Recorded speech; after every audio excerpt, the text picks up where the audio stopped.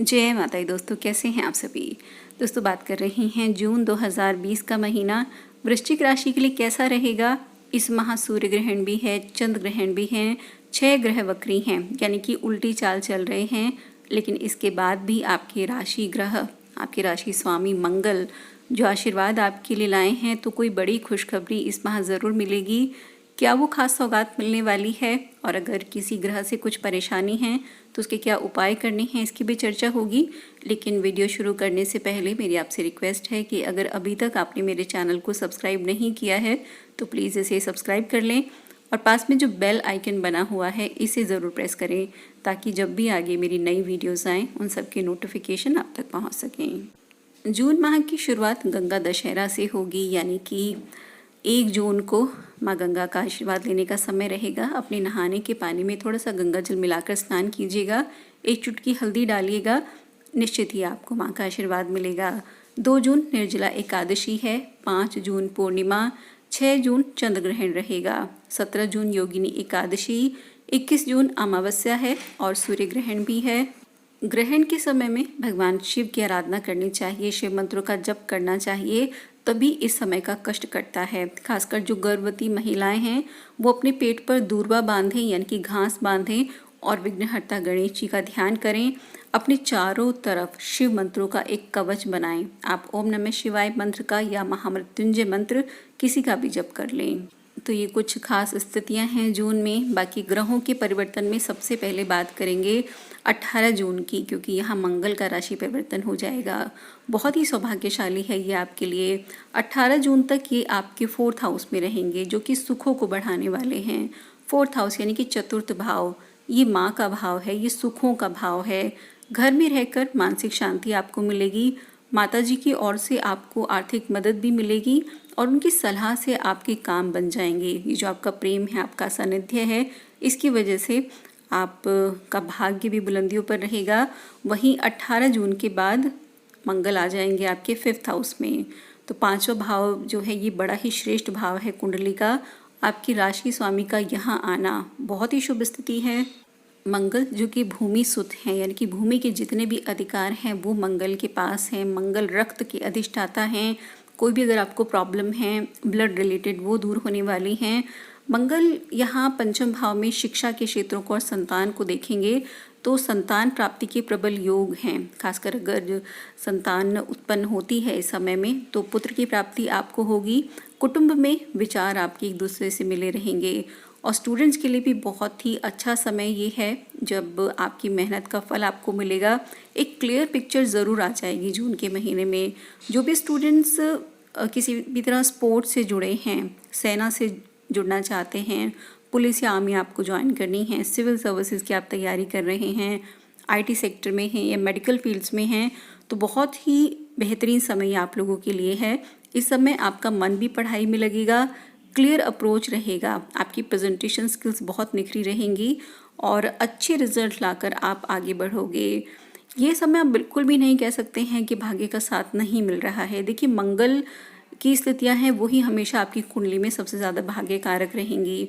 बाकी सारे ग्रह किस पोजीशन में बैठे हैं ये भी महत्वपूर्ण है, लेकिन सबसे अधिक आपके लिए मंगल की ही स्थिति है, तो ये बहुत ही स्ट्रांग है अभी। तो अगर सच में आपने मेहनत की है तो निश्चित ही आपको अच्छा इसका फल मिलेगा।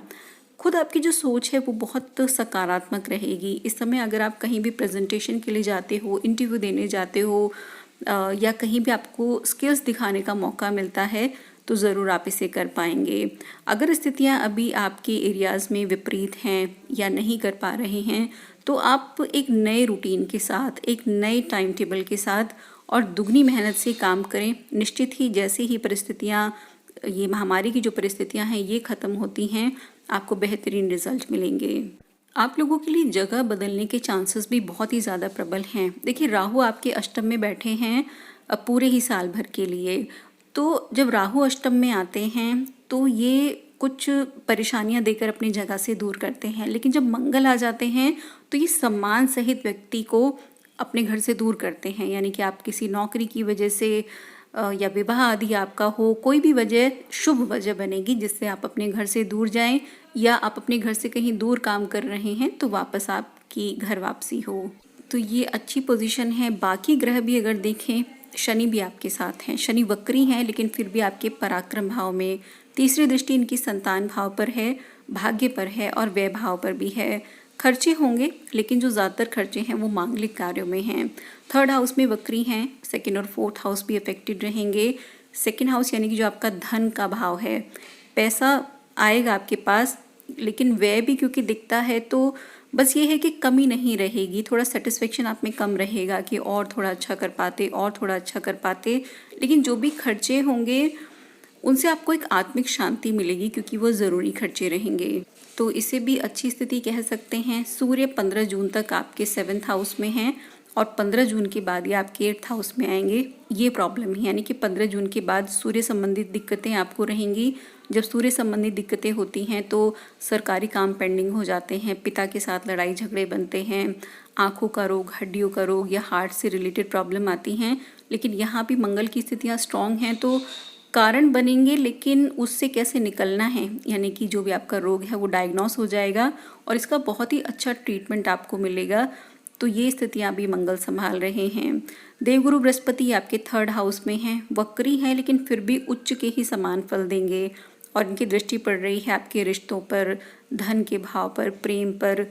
और जब देवगुरु बृहस्पति जैसा स्थायित्व का कारक जीवन में आ जाए, 3rd हाउस में उच्च का फल दे, तो निश्चित ही घर परिवार की स्थितियां मजबूत होती हैं। वहीं शुक्र भी आपके 7th हाउस में हैं, ये भी अच्छी स्थितियां हैं।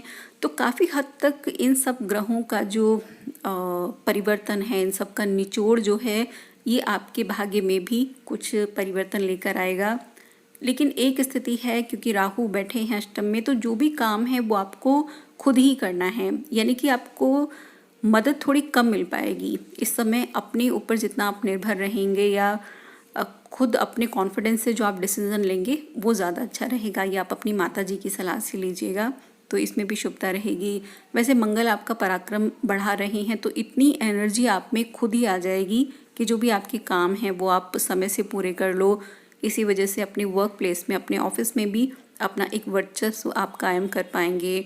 आप गवर्नमेंट जॉब में हैं या प्राइवेट सेक्टर में हैं, कुछ नई स्कीम्स का आपको लाभ मिलेगा और घर में भी आपको सुखद स्थितियाँ मिलती हैं। इस समय अगर आपका टूर ट्रैवल का काम है तो इसमें थोड़ी सी कमी रहेगी, लेकिन जैसे जैसे 15 तारीख के बाद सूर्य की स्थितियाँ जैसे जैसे ठीक हो जाएंगी, इस काम में भी बढ़ोतरी रहेगी, क्योंकि तब शुक्र स्वतंत्र हो जाएंगे। शुक्र का प्रभाव ये आपके प्रेम संबंधों के लिए अच्छा है, यानी कि आपका लव लाइफ का मीटर बहुत तेज़ी से घूमने वाला है। इस समय कोई मनचाहा पार्टनर आपको मिलेगा, मोर देन फ्रेंड टाइप का कोई व्यक्ति आपके जीवन में आने वाला है और ये समय और भी ज़्यादा बेहतरीन हो जाएगा जब आप अपने मन की बातें शेयर कर पाओगे। हस्बैंड वाइफ की बात करें या प्रेम संबंधों में भी अगर आप ऑलरेडी लव रिलेशनशिप में हैं तो ज़्यादा कमिटेड आप होने वाले हैं। कुछ गिफ्ट्स आप लोग एक्सचेंज करेंगे, घूमने फिरने की प्लानिंग रहेगी और एक रौनक आपके दाम्पत्य जीवन में भी और आपकी लव लाइफ में भी मिलेगी। बिजनेस पार्टनरशिप की तरफ अगर आप जाना चाहते हैं अपने जीवन साथी के साथ में या किसी परिवार के सदस्य के साथ में, क्योंकि मंगल ये भाई बहनों की भी कारक है, तो पार्टनरशिप की कामों में भी लाभ दिखता है और पारिवारिक जीवन के लिए बहुत सुखद स्थितियाँ ये रहेंगी।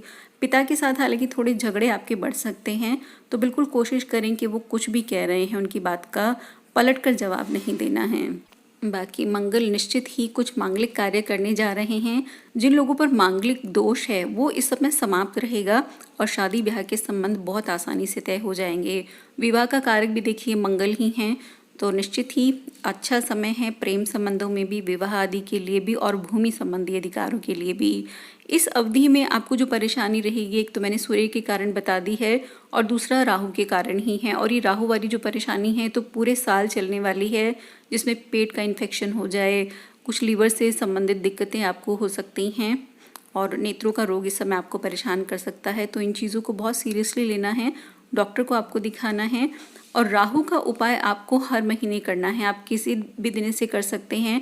एक सूखा नारियल मिल जाए या पानी वाला नारियल जो भी मिल जाए, इसे 7 बार अपने सिर से एंटी क्लॉकवाइज वार कर आप बहते जल में से प्रवाहित कर दें। आपके आसपास कहीं कोई नदी वगैरह नहीं है तो इसे कहीं साफ मिट्टी में नीचे ज़मीन में आप गाड़ सकते हैं। ये बहुत ही शुभ है, इसे कोई भी बच्चा भी कर सकता है, किसी भी उम्र का व्यक्ति कर सकता है और वैसे भी घर परिवार की शांति के लिए ये उपाय ज़रूर करना चाहिए। और सूर्य की शांति के लिए आपको भगवान सूर्यदेव को जल अर्पित करना चाहिए। वैसे भी एक पॉजिटिव ऑरा अपने चारों तरफ बनाने के लिए, सरकारी कामों में जीत के लिए, पढ़ाई के लिए निश्चित ही आपको भगवान सूर्यदेव को जल अर्पित करना है। ओम घृणी सूर्याय नमः इस मंत्र का जप करें। और मंगल की स्थितियाँ बहुत शुभ हैं, लेकिन फिर भी हनुमान चालीसा पढ़ना, हनुमान जी की आराधना करना, लाल रंग के फल, लाल रंग की चीज़ें दान करना, ये आपके लिए हमेशा ही उत्तम रहेगा। तो ये थी जानकारी इस माह के बारे में। ईश्वर आपका दिन शुभ रखे, इसी मंगल कामना के साथ धन्यवाद।